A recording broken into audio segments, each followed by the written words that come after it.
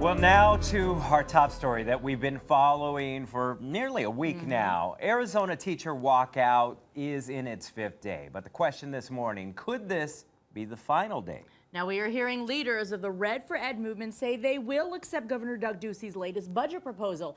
It's a budget the state legislature first is expected to pass today. Cameron Riddle has been at the Capitol with these teachers every day since the walkout started last Thursday. And right now teachers, well, they're not exactly calling this a win, Cameron. No, they're not exactly calling this a win, but they say their fight is not over. Here on day 5, on what is likely to be the last day of this teacher walkout. That is great news for parents who are ready to get those kids out of the house, but not completely good news for teachers who say not all of their demands by the governor have been met just yet. Educators say their proposal is far better than what he initially offered weeks ago. It'll bump their pay to 10% by 10% for next year and restore nearly $400 million in school funding cuts, with more promises for additional funding in the years after. Most teachers we've talked to say the governor's plan is not good. They say it is not sustainable. Red for Ed movement leader Joe Thomas says the AEA is neutral on this plan and will now work to push the fight further for education funding by looking for political candidates that support their positions and by passing a ballot initiative for a tax hike on Arizona's wealthiest residents.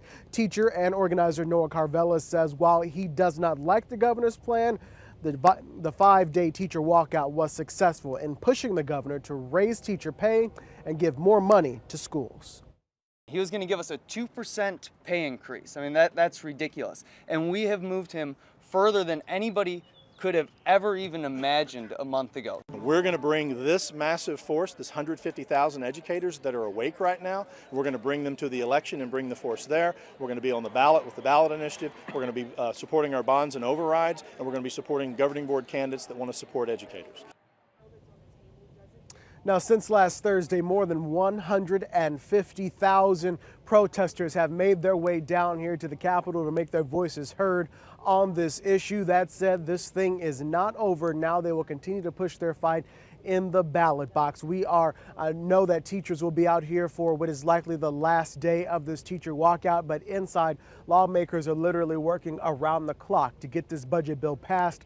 By tomorrow, it is at that time when teachers say they'll go back to class. Live from the Capitol, I'm Cameron Riddle, Arizona's family. Cameron, let me ask you this. I know you were at the Capitol all day yesterday and have been out there for nearly a week. There were some information, some leakings of the budget plan released yesterday that we heard of. What was the response from the teachers when they started hearing some of those details?